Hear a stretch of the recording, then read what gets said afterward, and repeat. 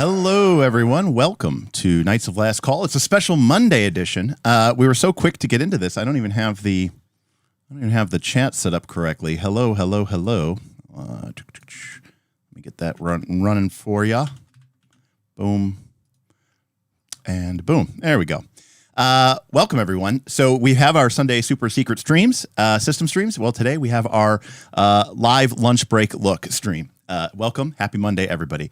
So we just received about half an hour ago the playtest document. I didn't realize it was going to come out at this time during the day. Happens to be my lunch hour. And some folks with the Knights of Last Call Patreon Discord were excited to talk about it. And so I figured, you know what? Why don't we just hop online real quick and we'll take a look and see what's going on, and take a look at the documentation. I have a poll up right now to see what everybody is voting. We got almost 30 votes, and it's kind of going back and forth there real quick. Real quick, by the way, my name is Derek Melinda with the Knights of Last Call. We talk about role-playing games, and this is stream number 200. Unexpected. We had a vote for it, but the vote was basically to do something from the backlog, and a PF2 stream was part of the backlog. So here we are, back at our roots, where we started off, which of course was with Pathfinder 2nd Edition, and bringing you the Rise of the Rune Lords adventure path. And of course, we talked about Pathfinder 2 and expanded to all the other many games which grace my shelves. But we're back today. And in particular, interest to me is, of course, that this class, these two classes that we're going to be talking about today, are from a new supplement coming out called Battlecry. Hey, Satir. Satir tipped $5. Don't care about the playtest, but a promise is a promise. Thanks for being awesome and for covering Girl by Moonlight. Our game is wrapping up awesomely. Thank you, Satir. GM Scott tipped $25. Here's for Battlecry 3.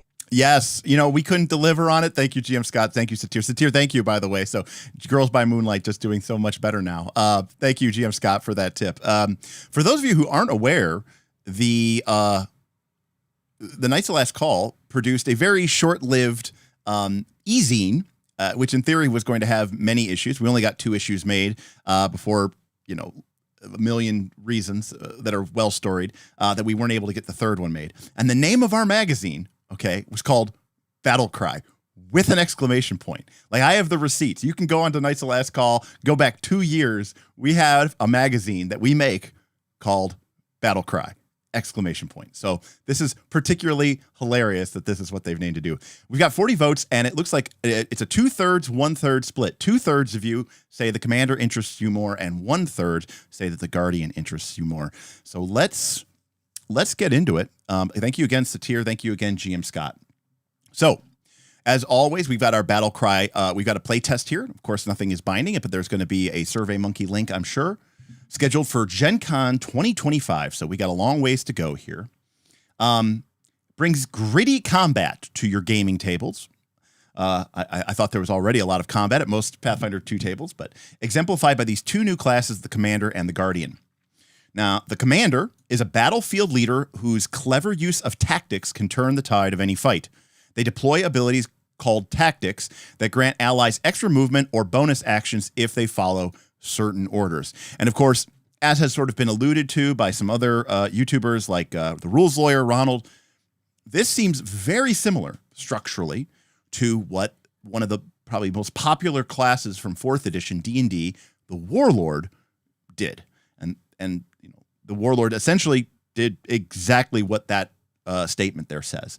Secondarily, we have the Guardian, a defensive combatant who focuses on squeezing every last, I believe that's supposed to mean every last drop of protection from their armor for themselves and their allies. The Guardian can intercept strikes meant for other characters and taunt foes to draw their attention. And again, I don't have to tell you that this sounds like the 4th edition fighter. The 4th edition fighter was not a damage dealer. Their role was that of defender. Their job was to be a meat shield, and they had powers and abilities that made it so that the enemy was essentially forced to, or heavily encouraged to attack them. And we see something similar to that with the champion's reaction. But of course, the champion reaction has, potentially some downsides as well. Anyways, playtest is running through June 21st. You can go ahead and put your comments and suggestions in here. Of course, I'm sure the Knights of Last Call Patreon is going to be digging into this, and they're probably going to be running some games with this probably within the week. So look forward to that and seeing what they come up with. Real quick shout out to Joshua Birdsong of Knights of Last Call Patreon. We love you, Josh.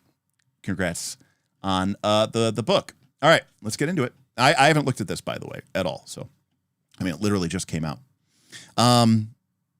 Okay.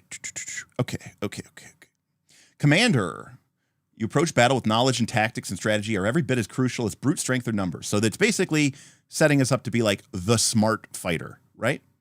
You may have trained in classical theories of warfare and strategy. You may have refined your techniques through hard-won experience as part of an army or merc company. Regardless, you have a gift for signaling your allies across the battlefield. Okay, so right off the bat, let's take a look at the core chassis. We have an int key attribute. Now, int key attribute traditionally is one of the weaker ones in Pathfinder 2nd Edition, simply because it doesn't tie to your damage, it doesn't tie to your armor class, it doesn't tie to your reflex save, it doesn't tie to your will save, it doesn't tie to, et cetera, et cetera. It doesn't tie to your hit points, right? The only thing int basically does for you is give you some extra skills, which isn't necessarily even that useful because they typically end up being stuck at trained. But any case, we'll see where we go from this. I'm just saying that traditionally, historically, in my personal opinion, I actually think int is one of the weakest stats in Pathfinder 2nd Edition. I actually think charisma, just because of how useful, the demoralize action is and things of that nature. And if you do use the social combat rules, how useful charisma is. Anyways, so we've got int. We've got 8 hit points. Okay, so less than a fighter, which, I think makes sense. It feels kind of like, I'm not saying that they're like an academic fighter, but they're int and 8 makes sense. But let's take a look at these initial proficiencies. We got expert in perception. That's very, very, very nice. Trained in fort. That's kind of surprising. So they really are kind of a softie. Expert in reflex, expert in will. So pretty good array. Expert, double expert. I don't hate that. Trained in society and warfare lore, and then they get 2+ int. And again, they're an int-based class, so you're probably going to be getting 6 additional skills, maybe 7. So that's okay. They get all weapons, simple, martial, unarmed. They get all armors. Wow, okay. So they get heavy armor. I'm kind of surprised. I thought this class for sure would be medium armor. That is really, really, really interesting. Okay. We'll skip all this stuff here, but we'll get into the meat of it. But initially, I'm pretty impressed with this chassis. Obviously, I feel these are right. This is the right call. It should not be 10. 8 is totally reasonable. It feels more like the War Priest. Personally, I think the Cloistered Cleric should be 6, but I digress. And great perception, great saving throws, great attack, defenses. Okay. We've got a solid core chassis. All right. We get our ancestry background, attribute boost, proficiencies. Okay. And then we get into our level 1 stuff. Commander's banner, tactics, drilled reactions. Looks like they start with the shield block for free. So heavy armor and starting with the shield block for free. Okay. I'm listening. And we do get a feat at level 1, which shouldn't surprise anybody. We get a bunch of other stuff as we go up through the levels. All right, we'll get into it and we'll take a look at it. All right.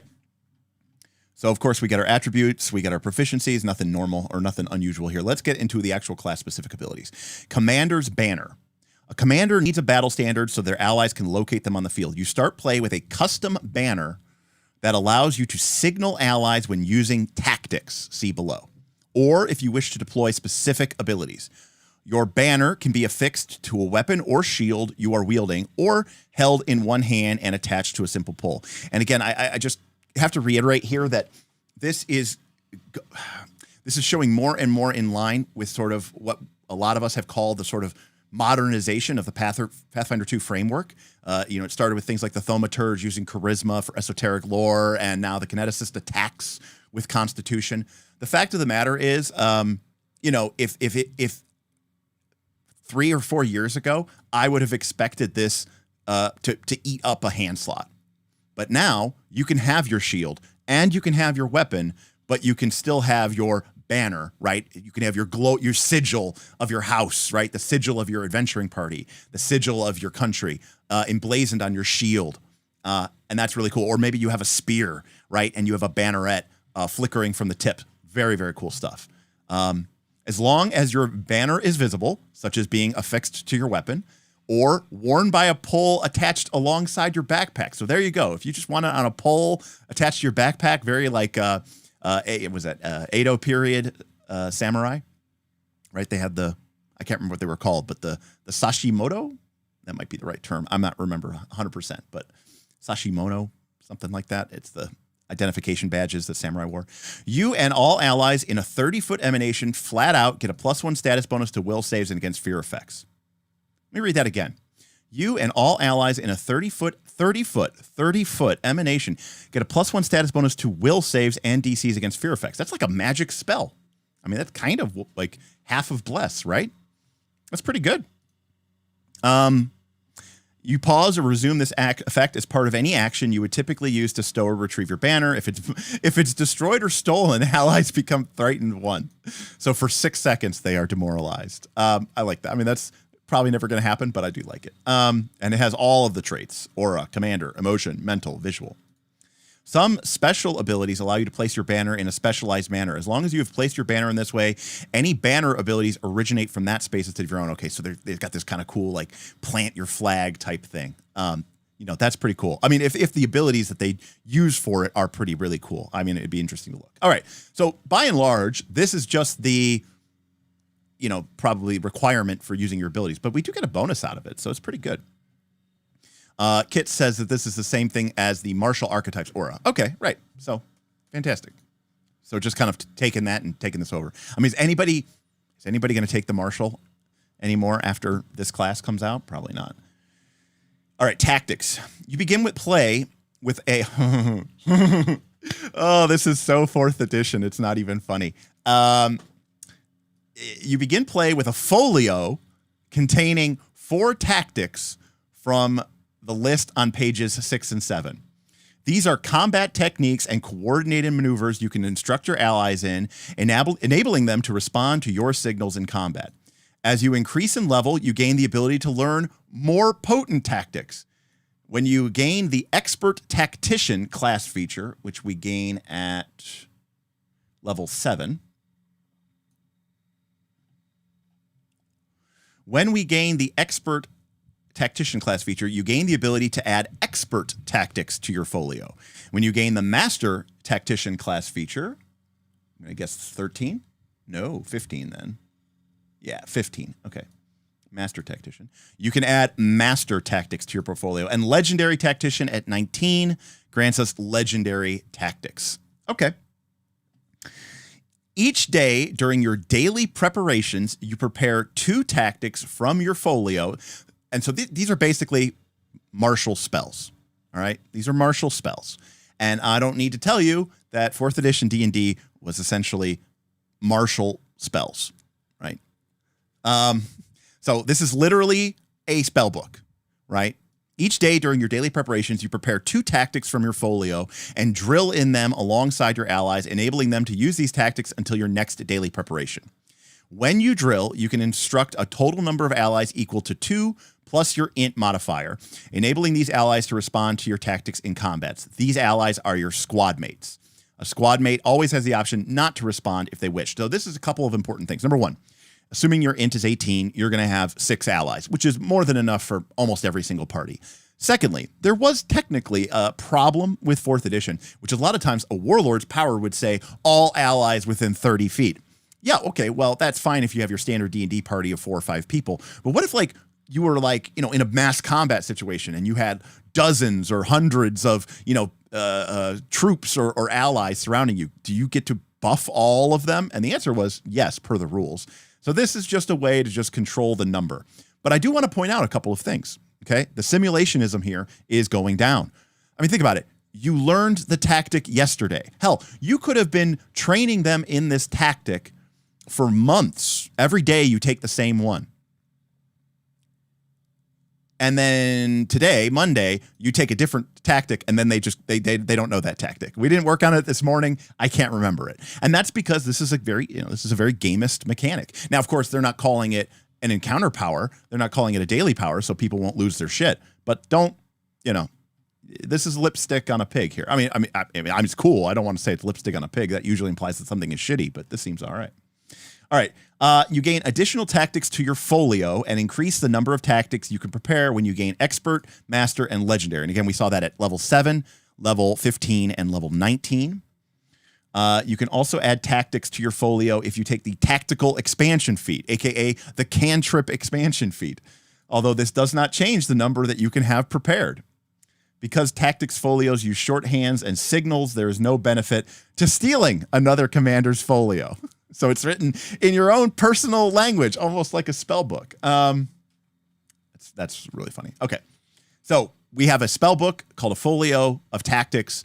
We can prepare a number of them per day equal to our allies, who are then considered our squad mates, and we can use them on them.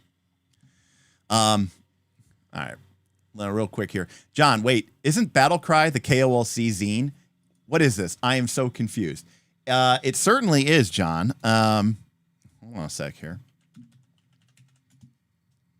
So, for those of you who don't know, are not aware, so this is Knights of Last Calls magazine that we made.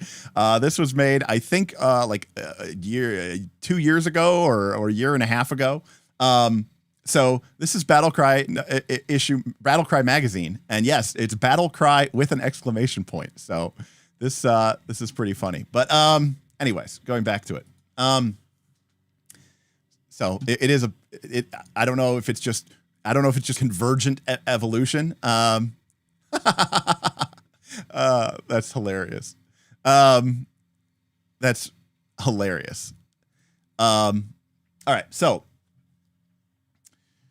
Drilled reactions. Your time spent training with your allies allows them to respond quickly and instinctively to your commands.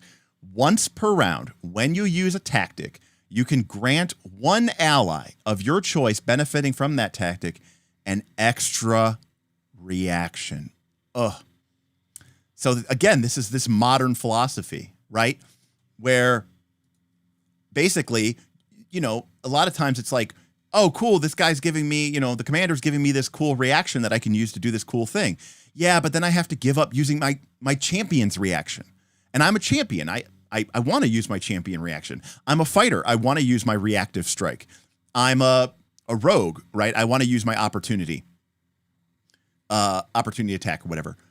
This is just this is a cheat. This is a shorthand. This is a gamist thing. I don't know how the commander is manipulating space and time, but they are enabling you to move and react faster than a human being or Kanrasu could ever possibly do. And why not? Because that way things can actually work. But again, I'm not dogging on this. This is what you need in order for this thing to work. Shield block. You get shield block. Great.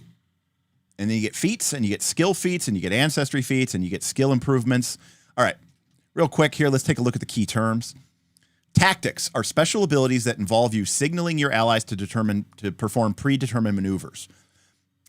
Interestingly, by the way, in 4th edition D&D, while people always called them powers, that wasn't actually technically the correct term. If you were an arcane class, they were called spells. If you were a divine class, they were called prayers. And if you were a martial class, they were called maneuvers. Anyways. To use a tactic ability, you must have one or more willing allies you've instructed. They have to be able to see you or hear you, physically signal. And while you can use multiple tactics per round, a character cannot respond to more than one tactic per round, regardless of source. So I'm assuming this means that you can't stack up on commanders and just go ham like that, I suppose. So to use the banner, you have to have your banner. That's the banner trait. That just means, and again, remember, we read that. It's pretty easy to have your banner out. Doesn't seem like you have to go through too much. Flourish, we already know what Flourish is. You can only use these things once per round. And squad mates are the 2+ int modifier, basically your party. It's your party. It's your allies. Okay. At 5th level, we get military expertise where we go up to expert. Okay, so they progress on a, non-fighter martial progression, barbarian. So they get, I'm going to assume that they get at 13. Let's cut ahead here really quick. Yeah, at 13 they get master. So these people are just as good at fighting as a barbarian or a ranger in terms of proficiency, sheer proficiency. Obviously, their core stat is not strength, so they're going to be at least a point or so behind, but we'll see. But that's really cool. They get the and by the way, look at this. They just get full out crit spec on pretty much everything. Just if you're an expert in the weapon, you get the crit spec. That's pretty good. It's actually better than some classes. All right. Let's see. At 3rd level, we automatically get expert proficiency in warfare lore. So, I mean, this is not like the biggest bonus in the world, but it's a free skill improvement. In addition, we can use warfare lore to recall knowledge about most creatures regardless of type, but typically only to determine whether they can be reasoned with, what their notable offensive abilities, and whether one of their saving throws is particularly weak. So this is sort of like taking esoteric lore, right? Now we have this warfare lore, which is tied to int, which is our key stat, and now we can use it to recall lore or recall knowledge, obviously related specifically to basically combat stats, basically. And that is really, really, really cool. In addition, it keeps going. In addition, as long as you are observing at least one opponent when initiative is rolled, you can use your warfare lore for your initiative roll. Wow. Why not? That's great. That's great. I mean, obviously we start with expert perception, but I mean, presumably we can get this warfare lore up to master or legendary. And basically, as long as we're able to, we're not like completely surprised or caught with our pants down, we're going to be rolling with an insane initiative. That is fantastic. That's great. And I think it feels appropriate, right? That the commander is aware, right? They're going first. I like it. It's flavorful too. All right. At 7th level, we become an expert tactician and our DC goes up to expert. So basically very much like a spellcaster progression, by the way. Spellcasters get expert at 7, they get master at 15, and they get legendary at 19. So right on the spellcaster progression. This is a martial spellcaster. In addition, we can add one new tactic from pages 6 to 7 to our folio. These can be any mobility or offensive tactics you don't already know, or you can choose from expert tactics you have access to. So there's a little bit of wonkiness there, but the total number of tactics you can now have prepared increases to 3. Okay, so levels 1 through 6, we get levels 1 through 6, we are at 2 tactics. At level 7, we now have 3 tactics that we can basically prepare like a wizard per day. Additionally, we get the free bump up to warfare lore to master. So at this point, we'll definitely want to use warfare lore for our initiatives if given the choice. We get weapon spec at 7, right on time. It's 2, 3, 4, just like everybody else, right? So we're fighting. We're doing it. At 9th level, our fortitude finally increases to expert. So at 9th level, we're at triple expert. That'll probably be one that most people will canny acumen early, would be my guess. So now you can retrain it. At 11th level, we get armor expertise. Wow. Okay. We go up to expert and we get armor spec. Okay. That's pretty good. I mean, heavy armor at expert at 11 with all the spec. I mean, this is pretty good. I mean, it's not like insane. It's not like champion levels of insane, but that's pretty dang good for a class that seems to be mostly kind of like a buffer and support class, right? All right, commanding will. We get to master will saves, and we get critical success specialization on will saves as well at 11th level. So pretty good there. At 13, we do go up to master and perception. So they go beyond expert. They go all the way to master. I doubt they go to legendary. At 13th level, we go to master proficiency. At 15th level, we go to master reflex along with crit specialization in reflex. greater weapon specialization. At 15th level, we become master, and now we can do 4 daily preps of tactics. Armor at 11 is same as fighter, so damn good, right? Again, obviously it's not as good as the champion, but would we ever expect it to be? But getting it at the same level as the fighter, that's pretty damn good. And then we get armor mastery at 17. So we get all the way to master armor proficiency on the same progression as the fighter. I think this is really, really good. And then lastly, at 19th level, we get legendary DC. We can add 1 new tactic, and we get up to 5 tactics prepared today. Okay. So that's pretty good. Oh, did I miss something? Oh, yes. Okay. We get automatic legendary weapon warfare lore at 15. So there we go. 15th level is the level that you can get legendary proficiencies anyways, I think. Yeah, maybe it's 15. Yeah, it's 15. And so at that point, we're going to be rolling legendary warfare lore for most of our initiatives, which is pretty damn good. Also, remember, we're getting those skill improvements for free, and we can use warfare lore to basically recall knowledge about foes to get information that we need in order to fight them. So, I mean, that's like a win-win-win-win. Charles Pickering says, seems to be way more of an in the thick of it type character. Was expecting more of a stand in the back and boss people around type class. I agree, Charles Pickering. For those of you who don't know, in 4th edition D&D, there were 2 flavors of Warlord. One was called, some people call it the Tack Lord, and this was a much more like engaged tactical fighter. And the other option was called the Lazy Lord. And the Lazy Lord basically just kind of like stayed in the back and just said, hey, you guys go fight. And I'm not actually ever going to attack or do anything. I'm just going to, command people. Okay, so we've got our tactics. When we first gain our folio, aka our spell book, at first level, we choose 4 tactics from the list below. As you increase in level, or if we take the tactical expansion feat, we can gain additional tactics. And remember, starting off at level 1 up to level 7, we'll have 2 of these per day, and they're divided into, looks like 2 types. There's mobility tactics and offensive tactics. And again, this is very in line with a lot of the 4th edition warlord abilities. So let's take a look at what these do. So defensive retreat is 2 actions. It is a commander. It has a tactic. It has a banner. So again, banner means that we have to have our banner attached to our shield, our sword, our weapon on a pole. Tactic means that it can only be used against our allies who we trained with in the morning that morning of. You call for a careful retreat. Signal all squad mates. Those are the people that basically our party, who can hear or see your signal. Each can immediately step, 5-foot step, no reactions, up to 3 times as a free action. Each step must take them further away from at least one hostile creature they are observing, and can only take them closer to a hostile creature if doing so is the only way for them to move towards safety. Okay, so you can't use it to get into trouble, but you can use it to get out of trouble. But I don't need to tell you that, remember something really important too. With these tactics abilities, okay, we have this drilled reactions.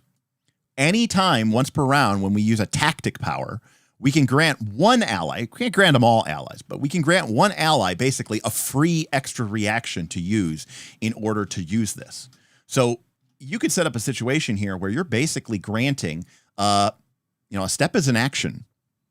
Now it's step with a caveat, but you're basically granting 3 actions to everyone in your party for free, which is crazy.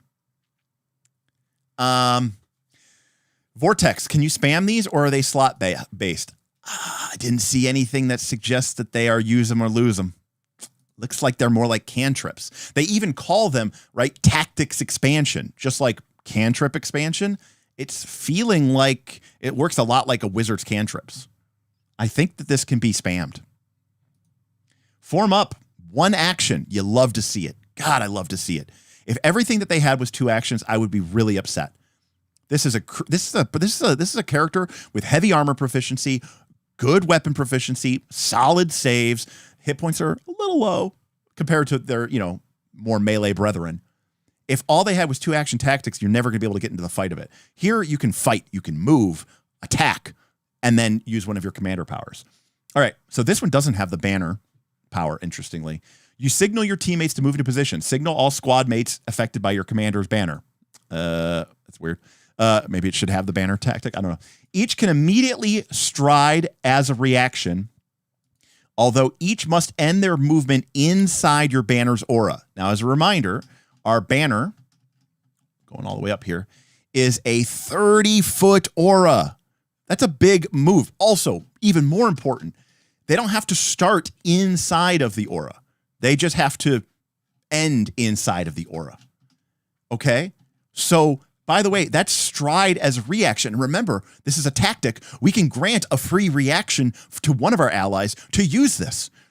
This means that my character, right, could stride in to an enemy. Okay? First action. Second action, call form up. All of my allies could then get a stride reaction for free, move into the back. They could even move into a flank. Then, as my third action, I can strike on the flank with my allies nearby, maybe bringing in buffs or auras or anything like that. This is pretty cool. Ben was on a work call. What are we watching? I missed the preamble. Ben, no worries. This is the Pathfinder 2 playtest that dropped today. So, but I had my lunch break, so we're here going over it. Yeah, that might be why GM Scott possibly. Right. You have this insane initiative, Twiggy, and so you can move in and just take out, and it's really good. Okay. Mountaineering training, aka the one that people won't take.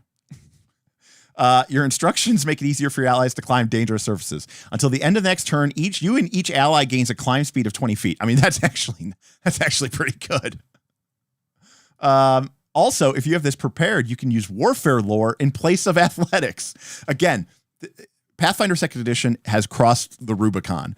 They are no longer worried about being this hyper simulationist game that they, came out of 3rd edition with all the grognards who were just who hated 4th edition. That's why they made Pathfinder 1.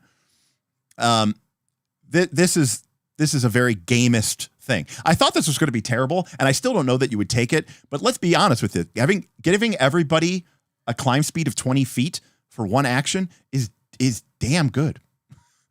I mean, climb speed, people. That's great. Also, randomly, you can use warfare lore to climb. Again, does that make any sense? Absolutely it doesn't. Is it balanced by the game? Of course. So these are all very gamist. Naval training. Everybody gets a swim speed, and now your knowledge of warfare allows you to ply the depths with the greatest of ease. Do any of these make sense? No. Are they powerful? Sure. Absolutely. I mean, I'm just envisioning a situation here now where this commander's coming up to, a vertical stone wall, and he's just climb. It's like the beginning of Dune Part 2, right? When the Harkonnens are using their lev suits to fly up the rocks. It's the same thing, but, in fantasy and not magic and not technology. Anyways, passage of lines. Your command demands that endangered units fall back while rested units press the advantage. Signal all squad mates affected by your commander's banner, so everybody within 30. By the way, this doesn't have the banner tag, so maybe this is how they can tell if people are actually paying attention to the playtest.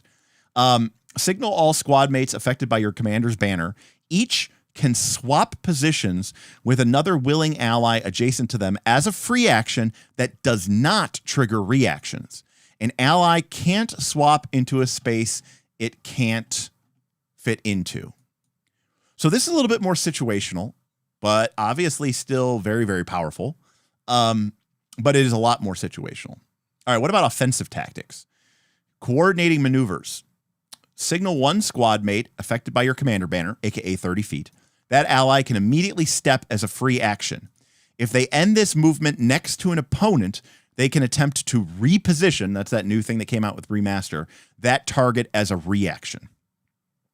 So for one action, you can make your opponent, or you can make your ally step, and then they can try to swap an enemy into a more disadvantaged position on your turn. And it's a free action to them and a reaction, but remember, you can grant an ally a reaction. So this would basically be double free for them, as far as I can tell. So that's pretty damn good. Double team. Signal one squad mate affected by your commander banner who has an opponent within their reach. They can shove or position as a free action. If it's successful and the target ends their movement adjacent to you or a different squad mate, you or the second squad mate can attempt a melee strike against that target as a reaction. So this is, 2 actions for you, but basically you're handing out 2 actions. You're handing out a shove or a reposition, and then you're handing out a melee strike. Pretty good. I mean, this is the classic, what was called Commander's Strike. It was called Commander's Strike in 4th edition. Well, this is actually a little bit better than Commander's Strike, actually, because you get this shove and reposition. You could literally have one of your allies push the opponent they are in melee with into, say, your barbarian, into range of your barbarian. Then, as a second part of it, you could give the barbarian the free melee strike, which is a reaction. But remember, you can give them a free reaction as part of this. And so then when that enemy tries to move away, your barbarian, who of course took attack of opportunity or reactive strike, if you will, would then attack them anyways. I mean, that's brutal. Yes, they Dungeon Doctor at the beginning of the document, they say an ally can just not choose to use this. So when you're affected, they can be like, no, I'm good. And they don't have to do it. End it. You and your allies, this is the incapacitation trait, important to note. You and your allies outnumber enemies on the battlefield, and you or a squad mate have reduced an enemy to 0 hit points since the end of last turn. In other words, if you're familiar with our streams and our tension curves, we have crossed the tension curve, right? We are winning. We are now outnumbering our enemies, and we just dropped an enemy this round. So basically, we've just kind of turned the tide. We are now outnumbering them, and we just killed somebody. Our victory is at hand. Signal all squad mates affected by your commander banner. You and each ally can step directly towards a hostile creature as a free action. Any hostile creatures within 10 feet of you or a squad mate after this must make a will save. On a failure, they become fleeing 1 for a round. On a critical failure, they become fleeing and frightened 2. AKA, this is just a morale check. This is literally the commander triggering a morale check in Pathfinder 2nd edition. It is a way for it's like a subtle wink wink nudge nudge to the party to be like, look, you're winning. Just end it. And I'll be like, oh, and they run away.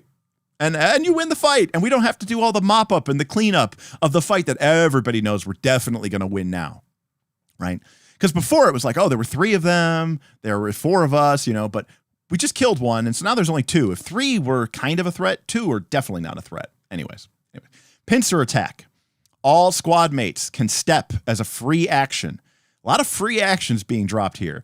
If any of your allies end this movement adjacent to an opponent, that opponent is off guard, aka flat-footed, to melee attacks from you and all other squad mates who responded to pincer attack. So for 1 action, you give everybody a free step, which is an action. Then it also makes that enemy flat-footed for free with no save to everybody who stepped. I mean, that's for 1 action. What word do you want for 1 action? Jesus. Reload.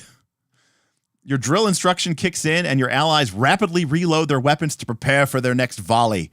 Signal all squad mates affected by your commander's banner. Each can immediately interact to reload as a reaction. You can also do this with loading a siege weapon instead. So I think there's like some crazy, ridiculous like crossbows that have like reload 2 and stuff. And so now you just get a commander and you just kind of go, all right, reload. And they can do it as a reaction on their off time. And then they can just blast them. This will also technically finally allow non-gunslingers to use guns, maybe. Shields up. 1 action. All of your allies can raise shield. If they have a parry weapon, they can put it into a defensive position. I mean, if you have a party with 2 or 3 shield users, That's a lot of shields. That's a lot of actions. This is really, really good. Strike hard. Oh, here's Commander Strike. Choose a squad mate. They can make a strike as a reaction. By the way, I don't need to tell you, this is an off-turn strike, so that means that there'll be no multiple attack penalty, even if they do multiple strikes. And remember, when we grant someone a tactic, we can grant them the reaction for free. So this means that our fighter can strike hard and hit for free without the enemy doing anything. And then if that enemy moves away, the fighter can still reactive strike. All of these attacks, no multiple attack penalty. All right. They only gave us 2 pages of this, but let's take a look at some of the expert level ones. We have Piranha Assault. So this is we get to add these at level 7. So we have to be at least level 7 before we can add these to our folio. And remember, at level 7, we can have 3 tactics prepared each morning. 1,000 Small Bites. Designate a creature within 60 feet and signal all squad mates affected by your commander, or each time you or your allies attack that creature and deal damage to it of a type that the creature resists, they ignore an amount of that creature's resistance equal to your level until the beginning of your next turn. So that means a level 7 or a level 10 commander can make their entire party ignore up to 7 or 10 or 15 or 20 points of resistance. So for all intents and purposes, this makes them completely able to ignore resistance. Yeah. By the way, you don't have to pick the type. It just happens to be if they resist that type. Would this like completely screw over incorporeal creatures? Isn't that technically a resistance? Piranha Assault on the ghost. Hey, great. And by the way, it's 1 action. Short of it being just a free action, it doesn't get any cheaper than this. Stupefying Raid. 2 actions. So your team dashes about in a series of maneuvers that leave the enemy befuddled. Signal up to 2 squad mates affected by your commander's banner that's within 30 feet. These allies can stride their speed as a reaction. So you've used 2 actions. They get to stride each. Remember, you can grant one of them a free reaction to use. Each enemy that they are adjacent to at any point during this movement has to make a will save or become stupefied 1 for 1 round. I mean, this compared to some of the craziest things that we've seen, this doesn't actually seem as good. I mean, granting 2 people strides for 2 actions, but we're not really gaining the action economy that we were gaining with some of the other ones. All right. What about when we get to level 15 and we are a master commander? Demoralizing Charge. Your team's coordinated attacks strike fear. Signal 2 squad mates. They can immediately stride towards an enemy as a free action. If they end this movement adjacent to the enemy, they can attempt to strike the enemy as a reaction. Again, remember, one of those will be free. For each of these strikes that are successful, the target enemy must make a will save or become frightened 1. If both strikes target the same enemy, they take a -1 penalty to the will save to resist that effect. So let's be clear about this. For 2 actions, the commander can give 2 allies a stride each as a free action. That's 2 actions that we've granted our allies. Then, if they end next to an enemy, they can each attempt to strike as a reaction. And again, one of them we can give a free action to, or free reaction to. So we've given them 4 actions for our 2. But then on top of that, these aren't just normal strikes. Each one then that gets hit by this strike could potentially become frightened 1 or frightened 2 if it's a crit. And if they happen to attack the same one, they get a penalty. That means for my 2 actions, I am granting, we'll call it 5 actions, 6 actions worth of benefit to my team. This is crazy. Roll for Combat says, so this is your number 200 live stream. I wasn't expecting. We are starting up over with Mark at 1:30 on RFC, so hurry up. So I am going to be ending at 1:30. That's when I got to get back to work. So we're only going to be able to cover the commander. I mean, that's why I had the poll, which one you guys were more interested in. So if you want to see, I think Ronald, the rules lawyer, is going to be doing covering this class with Swing Whipper. Roll for Combat is going to be doing it here just as we're done. And so they can go and cover They can go and cover the Guardian, which of course I did not get to. So yeah, we're gonna raid roll for combat. I'm gonna end at 1:30. You guys can go watch RFC. Ready, aim, fire. 2 actions. Use signal evolve. This is the one that got spoiled yesterday. This has to be a misprint. Signal all squad mates affected by your commander's banner. So that's basically your entire party. That is your entire party, if they're within 30 feet of you. Again, I cannot stress to you enough. This is entirely gamist. Simulationism has gone out of the window here. They can interact to swap to a ranged weapon as a free action. So person has sword and shield out. Free action. It's not their turn. Weapons away. Pull out a bow. Then, a crossbow. Then they get to interact to reload as a free action. Load the bolt, pull the bow back. Then they can attempt a ranged strike against an enemy that you both can see as a reaction. And we don't want our spellcasters to feel left out. If one of your squad mates has a cantrip with the range of 30 feet or more, so like 90% of cantrips, they can cast it as a reaction, targeting an enemy that you are both observing. So your spellcasters get to cantrip. All your allies pull out their bows or their throwing axes or their javelins or whatever. They all do it. Even if they're not equipped, they can just throw it away and boom, they shoot a bow. That's amazing. Just one, though, a single spellcaster ally. I don't know how that's phrased. I could see where that is saying, but you might be right. I don't know. And so, yeah, by the way, it says they can then attempt a ranged strike against an enemy. It does not have to be a ranged weapon strike. So Alarin, I think the kineticist can still range strike because they have access to a ranged strike. Sean sums it up best here. An entire round of combat. No multiple attack penalty to any of these. One of your party members is even going to get a free reaction from your reactive training class feature. And everybody gets to make a strike. Sure, it's ranged. But this is insane. I mean, this is Horizon Thunder Sphere level powers.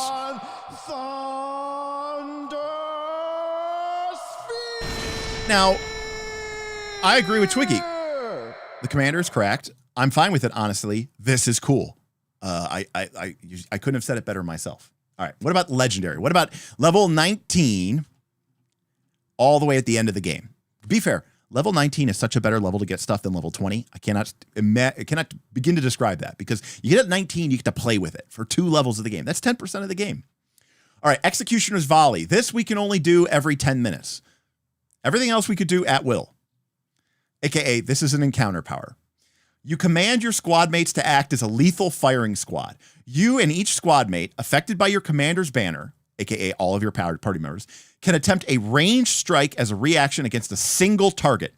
Combine the damage from all attacks for the purposes of resistances and weaknesses. If it is a living creature, these attacks are death effects and gain the death trait. If the designated target dies as a result of this tactic, all enemies within your commander banner have to make a will save or become frightened too. I don't know that this is actually better than this. I mean, I get that it has the death trait, so it's like they're actually dead, and in most cases, I would feel like I would want the damage here. By the way, the damage would stack. If the enemy was if the enemy was weak to fire, and all your allies had fiery weapons, they would each do the weakness each time they hit. Here, it stacks them up into one, and it doesn't work. Anyways, Valkyrie's Charge. Oh my God, this is a 4th edition power. It's a once per day. It's literally a daily. There is a daily. I believe it is called War Leader's Assault. It is a 4th edition Warlord daily where basically, oh man. Oh my, this is okay. I need to find this thing. This is a 4th edition power. I'm not even kidding you. This is exactly a 4th edition power. You and your allies defy death and defeat to make a glorious final charge. You restore 80 hit points to yourself and each squad mate affected by your banner. That's an 80 hit point party heal. This effect has the healing trait. If an affected ally was unconscious, they can immediately stand and pick up any dropped weapons. Then, each affected ally can stride up to twice their speed directly towards an enemy they are observing. If they end this movement with an enemy within their reach, they can attempt a strike. In addition, if they are using Valkyrie charge, they can burrow, climb, or swim instead of striding. That's insanity. I wish I had my 4th edition character sheet pile. I would literally read for you this like epic level warlord power, which really honestly completely does this. Oh, no, Twiggy, it is absolutely level 19. This is absolutely what we should be doing. But it's language like understanding that if your allies are unconscious, them getting to stand up, getting healed isn't actually all that useful. Now, getting healed, getting to stand up, getting to pick up their dropped weapons, which is something that a lot of people ignore, right? That is them thinking about the game rather than any sort of simulationist. Absolutely. This is amazing. And by the way, I just want to point out, again, all of these were at will powers. This is totally a daily power, and this is totally an encounter power. In 4th edition, encounter powers were once every 5 minutes, but, we use 10 minutes in Pathfinder 2. All right. So we didn't get to feats. We got a bunch of feats. Let's see if we can just quickly run through these here real quick. These are commander feats. Okay, because we know our strength is going to be less. Armored regiment lets our armor be treated as 1 less of bulk, and we can rest in it. And you and your allies use normal speeds without including your armor speed penalties to determine travel speed. So great, cool. Combat assessment is the same thing as a fighter feat. The difference is that the commander is actually probably really good at recalling knowledge because they get to do their warfare lore and learn. So this is actually really, really useful for a commander. I would totally take this attack. Yeah, I would totally take this attack. This is a good feat for the commander. Combat medic. You become trained in wisdom. You get to use int instead of wisdom, and you gain the battle medicine feat. Pretty good. I mean, again, it's a bunch of skill feats and other sub feats, but you're swapping a stat, int for wisdom. You're getting battle medicine for free, and you get the training for free. And that's a lot for a class feat. That's pretty good. Commander Steed. You get an animal companion. It's got to be a mount. You can affix your banner to the mount, and you get a free animal companion. That is a mount. That is badass. It's the animal companion rules, by the way. As far as I can tell. This is incredible. Can you make your mount part of your allies? Hopefully. Well, yeah, free at the cost of one of your feats. Absolutely. But I'd rather have tough choices to make amongst cool feats than going, half of these are useless, one of them is overpowered. Deceptive tactics. Your training has taught you the art of war is the art of deception. You can use your warfare lore in the place of deception to create a feint, and you can use proficiency to defend to create a diversion or flank. This one's a little bit more specific. Plant banner. So we were talking before about why were they so specific about the banner. Here we go. Because you can plant your banner. All allies within a 30-foot burst immediately gain a number of... So this is one action. All allies within a 30-foot burst immediately gain a number of temporary hit points equal to half your int modifier. So 2. These temporary hit points last for 1 round, and each time an ally starts their turn within the burst, they are renewed. Okay. While your banner is planted, you can signal your tactics abilities only with auditory signals instead of your choice. If your banner is attached to a weapon, you cannot wield that weapon. However, when it's planted in the ground, it becomes a 40-foot, it's 10 foot larger than it would be. You can use this again to pick it up, but an enemy can also take your banner. If you're 5th level, it's equal to your full int modifier. And if you're 15th level, it's level plus int modifier. So, I mean, at least it scales. I mean, and it's a free refresh every single round, which is starting to feel a bit like the kineticist, right? Like the wood. Is it the wood kineticist that gets the free refresh of temp every time they do their junction thing? I mean, at 5th level, it's 4 temp, 5 temp, and then 15th level, I mean, your int's probably at least +5 modifier, +6 modifier around that time. That's 21 temp to everybody in a 40-foot radius each turn. 20. I mean, that's not nothing, right? I mean, I'm not saying it's great, but I mean, it's right. What's a champion's reaction? 2+ level. 2+ level is what a champion's reaction absorbs. This is at 15th level, at least. It is like 6+ level or 5+ level, and it's to everybody in the party. I don't know. Seems pretty good to me. Adaptive stratagem, free action when you roll for initiative. You constantly training with replace one of your prepared tactics with another tactic. So on top of giving us all of this versatility, they now give us flexibility. What a great feat. And it's free. It's the start of the fight. Swap it out. Drop it out. This reminds me of the kineticist. Wow. This is crazy. Defensive swap for a reaction. You or an adjacent willing ally are the target of an attack roll. So you are attacked or an ally is attacked. We swap positions and the other person becomes the target. We have a high armor class. We have good hit points, right? What a nice swap. And it's a reaction. We could do this again and again and again. And by the way, it works both ways. My ally can take the hit for me, or I could take the hit for my ally. Huge versatility, huge flexibility. Guiding shot, same as normal guiding shot, which was never that good of a feat. Although it is very flavorful to the commander. Setup strike, one action. Again, I can't get one action. Who can complain? Your attack makes it difficult for enemies to defend themselves. Attempt a melee strike against an enemy. Remember, we are a full fighter. Our strength isn't as good, but that's okay. If the strike is successful, the target is off guard against the next attack that one of your allies attempts. So set them up. 2 actions. They're flat-footed. No save. It's not sexy, but it's effective. Tactical expansion. I could see people picking this up, especially if we can swap things out. We get 2 new tactics to add to our folio. That's great. Just like cantrip expansion, as expected. And we can take it multiple times. Rapid assessment, another initiative feat for free action. Get a free recall knowledge. So just like the ranger, or is it the ranger that can do that? Yeah, when they hunt. But this is when they roll initiative. And I like this better. Because you get to do this at the very beginning of the combat. Think about how much value that is. This is incredible. This is great. And you're good at recalling knowledge to the point of combats. Banner twirl. You can spend an action and you and any ally adjacent to you gain concealment. Okay, that's a little weird. Whee! Spin your cloak around. If you use combat assessment against a target that you or your ally has targeted, you get a +4 bonus or +2 bonus to recall knowledge check. I don't think I would want to continue to improve this feat with more feats, but it's still pretty good. If we took combat medic, we can bandage wounds even if we're holding a shield. You can use the same hand you are using to wield a shield to treat wounds. So there you go. We don't have any hands free. We've got a sword in one hand. We've got a shield in the other hand, but we can somehow still bandage up your wounds.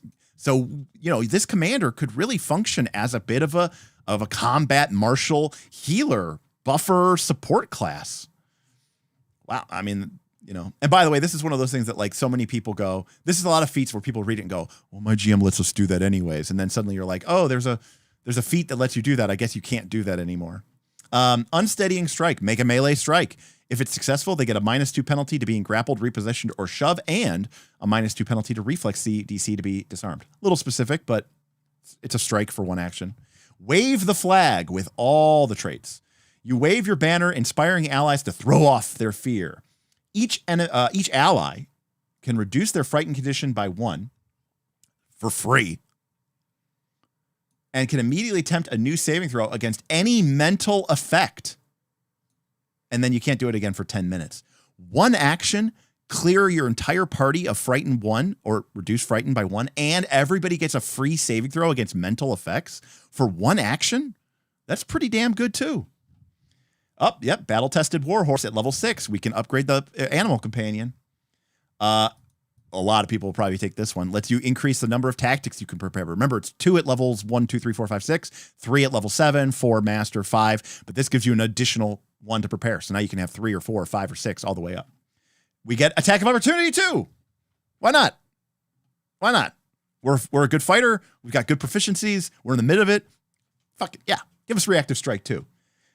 And we have shield warden because we start with shield block. So now we can also take damage for our allies using a shield block. Why not?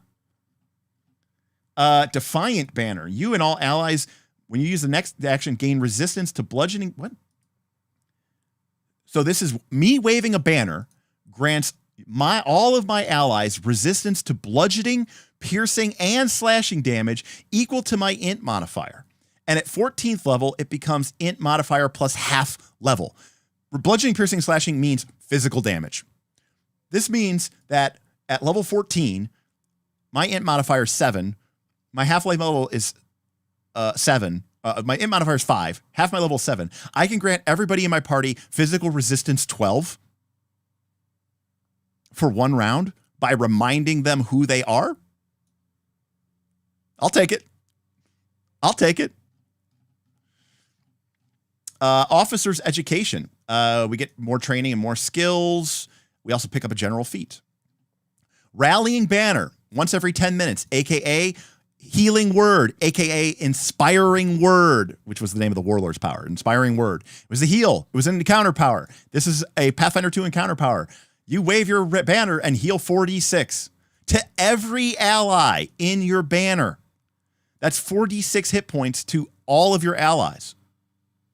And it goes up by 2d6 at 10, 1d6 at 10, and every 2 levels thereafter. So 5d6, 6d6, 7d6, 8d6, 10d6. And more gamist language. More gamist language. And I'm okay with it as long as the people out there are okay with it. This is a type of language that people hated in 4th edition, and I wonder if they're going to like it now. This has no effect outside of combat. You can only heal them in combat because it relies on their adrenaline. They're giving you a story reason, but let's be clear. It's a gamist balance reason. We got a super chat from our buddy Whipplestein. Whipplestein says, can't wait to come back through this later when I have some time to watch the rest. Commander is everything I wanted a battle bard to be, and I'm loving it so far. Seems like a great class. A lot of fun. This is teamwork. This is tactics. This is doing cool shit for your allies and getting them hyped that they get to make more attacks. I mean, who doesn't, if you're a barbarian or a rogue or whatever, a fighter, a ranger, a magus, who doesn't want to make more attacks? Unrivaled analysis. More... When you use rapid assessment, you can make 4 checks. This is, by the way, that means on initiative, when you roll your initiative for free action, you can make 4 recall knowledge checks. You basically just like, GM, just give me the stat block. Just give me the stat block, GM. At level 10, we can go all the way up to a savage mount. At level 10, we can improve our drilled reactions. This is what gives us the free reaction to our ally. We can now give 2 free reactions to our allies, making it even more busted. If we're holding our banner, we can make a will save and the enemy has to attack us instead of our allies. If we hit with a guiding shot, it deals additional damage equal to our int modifier. Fortunate blow, if we strike an opponent, the next creature that attacks them gets to roll with advantage. What? Okay, I mean, this has flourish at least. But it's 1 action. It's 1 action. Holy shit. You know how fun this feat would be? Wow. Wow. This is great. We can make 6 recall knowledge checks. We can, if an enemy adjacent to us begins to use any sort of reaction, our tactical expertise lets us fuck it up. If their level is equal to or lower than ours, you disrupt the reaction. So automatically, if they are lower level than us, or the same level as us, we disrupt it as a reaction. If it's higher than us, we have to make an attack roll. If we succeed, we disrupt its reaction. Doesn't matter what the reaction is, we can disrupt it. If they're lower level than us or same level as us, it's automatic. Wow. Contact with the enemy. Whenever we use adaptive stratagem, that's what lets us swap our tactics at the start of a combat. We can replace any number of our prepared tactics with our phone. We can literally reset our entire folio of prepared tactics on initiative. 3 actions, desperate resolution. We can raise the dead. That's right. At 14th level, we can make a DC 40 medicine check and give CPR to somebody, giving them mouth-to-mouth resuscitation, and boom, we can literally raise dead them. Quickening banner, 1 action. Oh, but it's an encounter power. I mean, it can be used every 10 minutes. Everybody gets quickened, and it's strike and stride. So, hey, I'm going to use this to give everybody haste. Then I'm also going to use a 2-action one so that everybody gets to make a free attack. I mean, we're not even done here. All right, confusing commands. Every enemy has to become confused. That's really good. Undaunted discipline. It's a reaction. Our turn ends, and we're affected by a mental effect. We could ignore it. for 1 round. So we can, as long as we're willing to give up a reaction, we can just suppress it. Demand surrender, 2 actions, incapacitation. This is, again, one of those auto-win morale feats. You and your allies currently outnumber the enemies on the battlefield, and we've killed somebody. Choose 1 opponent. You command that opponent to surrender, and they have to make a will save. And if they fail, they flee. If they succeed, they cannot take hostile actions against us. Practice reflexes. We can now grant extra reactions up to 4 allies. Basically, our entire party gets free reactions to use our tactics. And lastly, level 20, Glorious Banner. Our aura is now 60 feet, 80 feet if we plant the banner. The bonus to saves is +2, but it's also now a bonus to armor class, fort saves, and reflex saves. Enemies within the area take a -2 status penalty to will saves. Busted. Awesome. What a bonus. Huge AoE, armor class, fort, reflex, will save bonus. Damn. Pennant of Victory is once every 10 minutes. When we wave our banner in victory, signaling to allies that the fight is won. You and all allies affected by your commander banner get +4. +4. We're breaking through the +3 cap. Bonus to attack and damage rolls. +10 bonus to steed and 40 temporary hit points. These last until the start of your next turn. And it's 1 action, but we can only do it every 10 minutes. But a +4 status bonus to attack is absolutely massive. That is a game win. By the way, we could signal the Pennant of Victory as for 1 action, and then we could follow it up with a ready aim fire. So we give everybody +4 to hit, and 40 temporary hit points, and then it's still my turn, the commander's turn. We give everybody an action to swap out all of their gear, put out bows, and all shoot. This is crazy. The banner feat is passive. Yes, this is always going on. Glorious Banner is always active. Well, I mean, this class seems awesome. This class seems amazing. A lot of fun, a lot of excitement. I can't wait to read The Guardian. This feels very much like a 4th edition character, Tim. I completely agree. There's definitely a lot of, again, Pathfinder 2 is moving in a more gamist direction. I think they are, and I'm here for it. I like it. This seems fun. This seems exciting. The last couple of classes have been so exciting. I mean, we started to see that with Dark Archive, Thaumaturge, Psychic, Kineticist was amazing, and Rage of Elements. And now this class. I mean, I'm at a place where it's like I would only want to play these new classes. They're really cool. So I can't wait to see The Guardian. Go check out Roll for Combat. Go check out Rules Lawyer later today if you want more information. I gotta go. I gotta get back to work. But thank you very much for joining. If you like this, remember to maybe leave a comment with what you thought of the class. Is it something you would be interested in playing?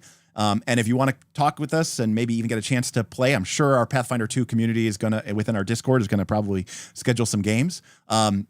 Maybe consider checking out our Patreon, patreon.com/knights-of-last-call, because we are a private Discord, but we are a very, very loyal gamist community. So that's going to do it for me. Thanks so much, and we'll see you next time on Knights of Last Call. Good night, everybody. Peace.